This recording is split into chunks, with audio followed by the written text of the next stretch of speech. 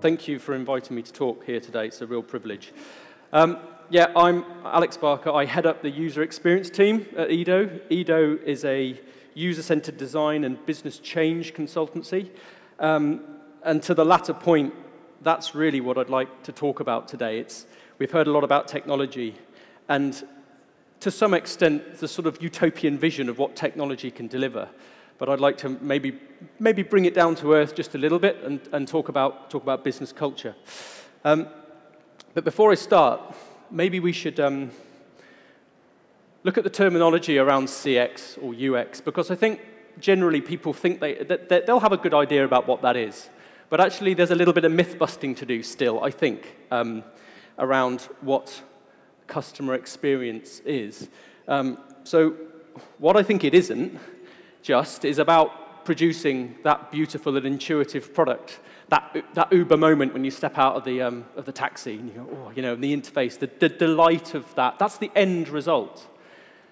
But it is so much, to me and to what we do, it is so much more than that. It's about empathy. Stu mentioned this at the beginning. Understanding your customers. You can't understand your customers through machine data alone. That will greatly help, but you need to develop a collective culture of empathy. And understanding your customers' minds, not just what their end needs are. So therefore, that shines a light on you as an organization being user-centered in everything you do, not in everything you produce, but in everything that you do collectively. And that you develop a culture of being naturally inquiring. And that all decisions are based on evidence. It's so easy to make too many assumptions about where you think your business proposition should go. An assumption at a fundamental level has been the death knell of some pretty sizable organizations. We've heard about one today, and I'll talk about another in a minute. Stu also mentioned listening, about how you need to get really good at really listening to your customers, but also listening to each other. Leaders, listen to your teams. Everyone's so frantic, but actually, how often do you slow down and give the other people in your organizations the chance to be heard, to come up with ideas that they think will solve problems relating to what they see on a more regular basis? It's about not being scared to fail. It's about getting stuff to market and iterating more frequently. People spend a lot of time developing products to the infinite detail, and then they launch it, and then they're just a bit disappointed when it doesn't quite resonate with the customer, and because their expectations, their demands have moved on in the time that you're working this thing up to perfection. And that leads on to a culture of measurement, regularly measuring the right things, which in turn will give you good data.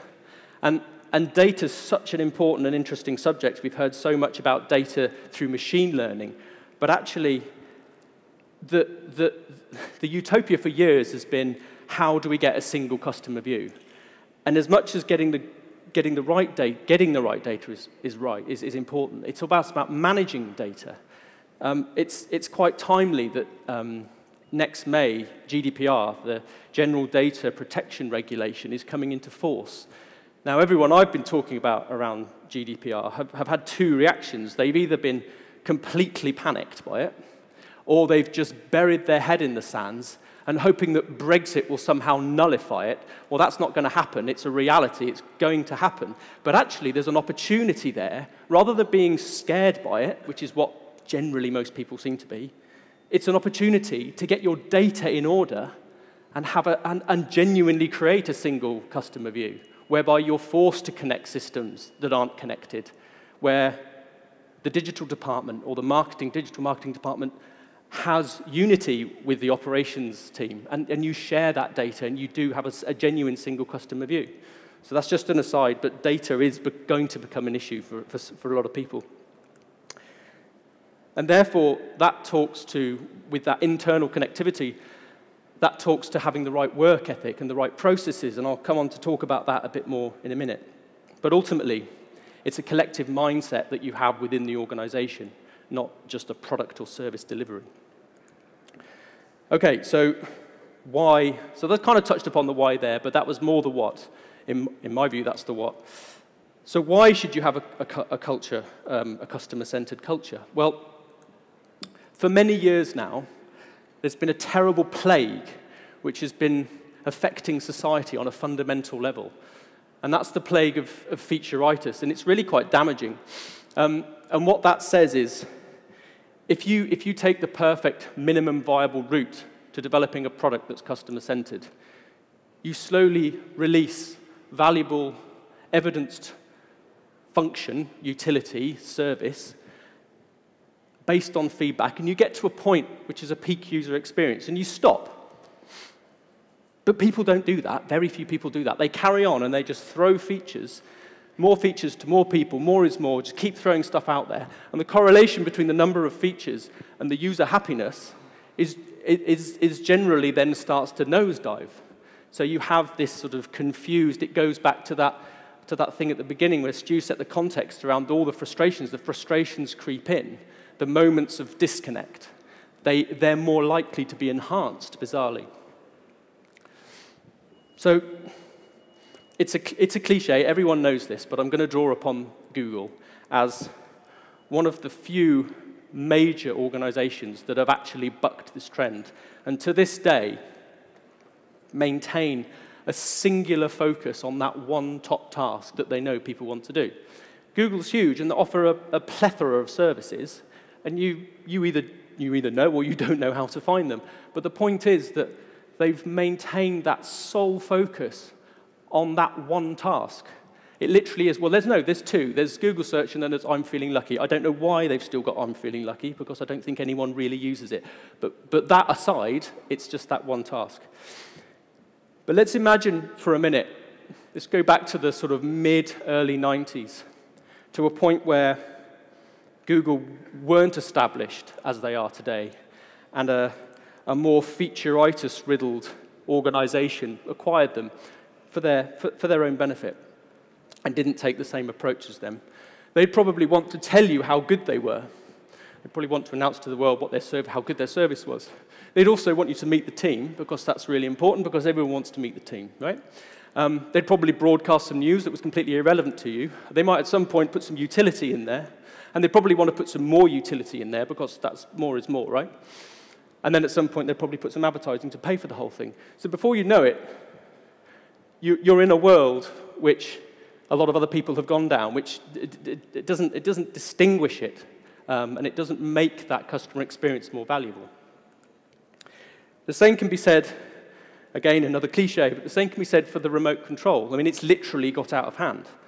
You can't, if with our, I hope there's no one from Samsung here, but if with the end device, you can't even use it with one hand. And the point here is that the people that designed these devices, they were trying to help, but they weren't really considering the reality of the context by which people use them. You know, you hear stories of helping your grandma out by taping over the vast majority of the functions so that they just focus on the play button or the pause button, because that's really the only two buttons that they actually needed. They didn't need all this stuff. So as a business, what's important to do is try and unearth what people are really thinking, rather than assuming that what you assume convention says people are thinking. What are people actually thinking, and getting under the skin of what their fears, what their frustrations, what their pain points are. I love this cartoon because this actually, I've just talked about featureitis, and there's another concept. When we work with startups, there's another phenomenon called founderitis, where the founder has such a strong ideal, and as the company grows, they propagate that ideal out to their leadership, and to that leadership, and gradually, as the company builds, this maintains this sense of there was a core purpose why I was in it, and this is great because this is a bit like the founder or the leadership team. It's saying, we know what people want. This is our vision. We're going to roll it out. But yet the poor guy he just wants to solve something else. He doesn't necessarily want what you're presenting to him. So again, this speaks to empathy. It's what are the methodologies to try and understand customers in that way? So you're looking at the relationship that you have with that customer. You're looking at how familiar and loyal they are, or how loyal they'll ever be. Do you expect that degree of loyalty from all your customers? What are their attitudes and perceptions? And ultimately, what's motivating your customers in all of their different segmentations and their different profiles to have a relationship with you? Because they may vary, or they might not be as ideal or as motivated as you would like them to be. Allied to that is behavior, understanding their actions. Once you understand their mindset, you can understand their actions. And I love this slightly fake image, but the point is that it's showing how people interact with technology in reality, regardless of how much machine learning is coming on. People interact with technology in many different ways, different age groups, different scenarios. There's lots of disruption in the environments that people are actually having a relationship with you. So you need to look at the task. That's the Google thing. They've just maintained focus on that one task. What are the top tasks? Rather than creating loads of features that you expect, well, people are going to want to come on our website and do 50 tasks. No, they're not. So what are the tasks? What are the priority tasks? What kind of interaction do they want with you? What is influencing their ability to actually complete tasks? Do they have any cognitive impairments? Are there any environmental issues? What devices are they using? What kind of connectivity do they have out in, from region to region? And when you start talking about global territories, cultural variance can play a significant part in not being able to roll out. A solution that works in the UK won't necessarily work in Asia because of significant cultural variance. But if you speak to people in those territories, you'll understand that. So it's less about obsessing on a thing and getting it right. It's more about finding the problem and developing the right thing in the first place.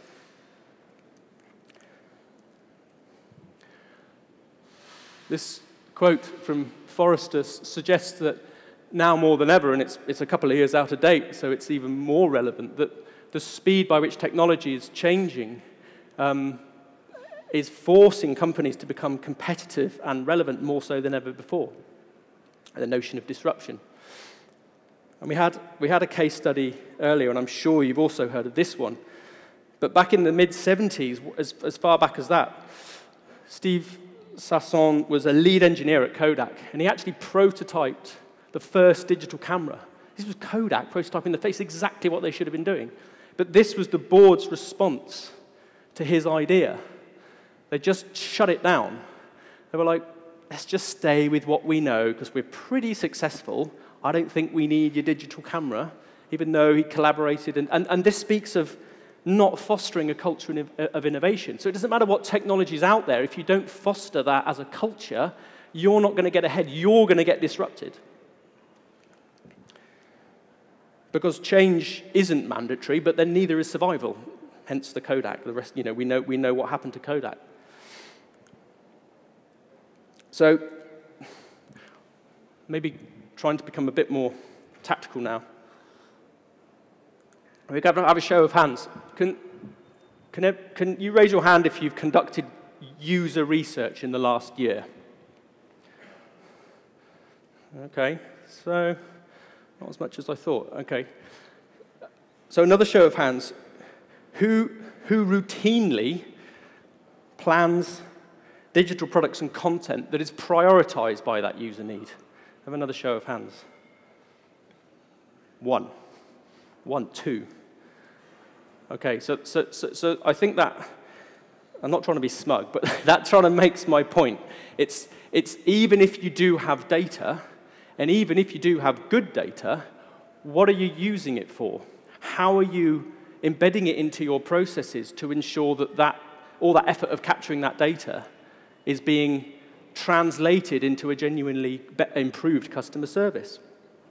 So to that end, I think a lot of people are getting on board with user-centered design and focusing on the experience of the customer. And we've talked a lot about technology and getting data and insight. People are understanding the value of that more slowly, and the creative output of the experience and the interaction that you produce, the UI rather than the UX. But really, in isolation, this isn't going to transform your business. You need to focus on the capabilities of the organization. So how digitally literate are not just the digital team, not just the innovators, but everyone that has a job that increasingly will focus upon communicating in some way via a digital channel or a digital touch point. Is their ability and their process tied up so that you can share data and share insight to create a much better service delivery, which ultimately shines a light on the culture of the organization. Is your leadership progressive enough to allow this to happen? Do you have a strategy which hasn't been developed in isolation by a remote consultant, but it's executable?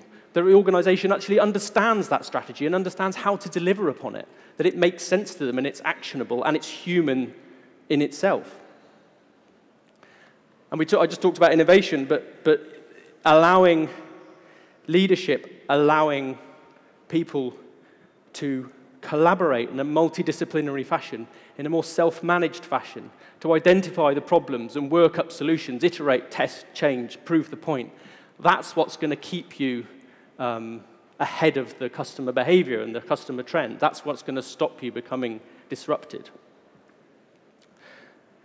So it's less about just employing the principles of user-centered design, and it's less about entering into a program of digital transformation, because really, I would say that 80% of the time I hear about digital transformation, it's talking about technology. It's a technology-led project. And for me and for us, digital transformation is not about technology. It's about people. So if you put those three things together, you're talking about transforming the organization through the customer, through a user-centered mindset. So what does that look like? I understand this is very theoretical, so I'm trying to make sure that this is grounded in some sort of tactical reality. So customer experience mapping is a way of translating that data and that customer-centric ethos into practical reality. So this isn't exciting as Dan's AI. This isn't exciting as Stu's hyper-connected world. But what this is a step in the direction to create cultural transformation. So I'm not going to go into the detail around the case study. It's not really a case study, but this is a piece of work. It's a global research project that we did for a global NGO, Alpha International. And I'm just going to talk you through what an experience map is first, and then talk about how you create them. So more than just technical data, it really is at its core a mechanism by which you can communicate the complex set of circumstances by which users have with your product. And they are very complicated. And before we get to that utopia, I could use that word again, haven't I? Before we get to that utopian point of a sort of implicit personalization by machine learning, which will happen, but until we get to that point, we need to try and understand what those relationships are on a more managed level. So, more importantly, what the map does, beyond just articulate what the relationship is and what the end-to-end journey is, it also helps to build knowledge and to share knowledge across the organization. So there's 4 key stages to creating experience map. The first one is to research your audience. And rather than researching using more purely quantitative data or analytical data, you need to get out into the field and understand the reality and the context by which it's getting onto the bus or it's going to people. It's understanding the real environments by which people work. And the way to do that is a mix of these things. You don't have to do all of these things, but these are the mechanisms by which you can do that more effectively. So it's having the right mix of qual and quant data. It's getting offline. It's getting away from the online into the offline environment. In the context of what Sabio do and what you're here to do, there's a huge value in mining call center data, obviously. And beyond call center listening, social listening and predictive analytics is becoming incredibly powerful to really capture very unbiased and unleading information around what sentiment people have with your brand. Because that's quite hard to find on a qualitative basis if you're speaking to a series of people. You can't speak to thousands of people face to face, but you can get a lot of data through online networks. So there's a complementary data set. And just a word on analysis. Bad data is worse than no data. And if you're getting good data, that's great, but then you need to make sense of it, and you need to make sense you're preparing your data capture with a view to it being rounded and valid and not particularly biased towards a particular audience, and so that you can really understand the why as well as the what, because that data needs to give you that level of insight in order to create more empathy. So the next stage is to humanize the data. Now, I'm sure everyone's seen audience personas before, and indeed, I'm sure you've all created them. But it's very easy to create assumption-led personas that are derived by internal opinion and not richly developed through data. And when developed properly, they really are quite a useful tool to share that sense of knowledge throughout an organization and to really understand the mindset and the attitudes of the customers that you have. And then you come down to the process of mapping. I'm not going to get into the detail of this because that's a session in itself. But you're breaking this process down into what are the stages of their relationship with you. That's really important because they can vary quite significantly right from the beginning to the end, and how that relationship then evolves and loops back. So you need to know what they're doing, but you need to know what they're thinking and how their emotions are affected with that particular service while they're going through that journey, because it can vary quite significantly, and does vary quite significantly, looking at those points of frustration and the element of just understanding that I'll just get used to it. I'll make excuses for poor design. Those are the areas that you need to identify. It also articulates what support you as an organization need to give them, how you can better support them in a more tailored and personalized way. But also, it reveals a whole load of opportunity for you as well, something that you can then work up. If you're trying to foster a culture whereby experimentation is promoted, then the opportunities through research will give you the points whereby you can focus on that experimentation. And then finally, and probably most importantly, you then need to use them in a business-as-usual context.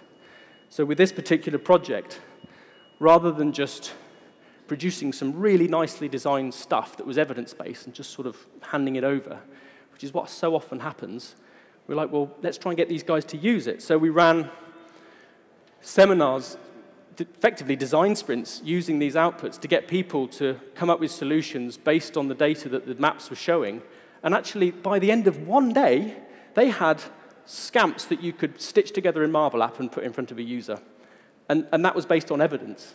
And so rather than dreaming up, what's the next big idea, I don't know, let's do loads of horizon scanning, what are our competitors doing? Like, find out what your customers want, throw something out into the world, and to the Netflix analogy, it doesn't matter if you're embarrassed. Be embarrassed by it. Throw it out there, get it tested, and see if it floats. If it doesn't float, it doesn't matter. It's a day, it's a week. It's a Google venture sprint. So beyond the collaboration and the team share and the upskilling, it will also help to inform your communication strategy, your campaign strategy. And ultimately, it will help to affect your cross-departmental service model, ideally. But obviously, there's some work to do on the organizational structural process. But this is a catalyst for that change. So, mapping out your customer journeys end to end will give you that actionable insight. It will benefit your ROI. That's proven. but it will allow a better service to be delivered from across the organization. So this will improve the experience of your customers, and ultimately create a cultural bedrock for what we term user-centered transformation. Thank you. I'm going to hand over to Klaus now.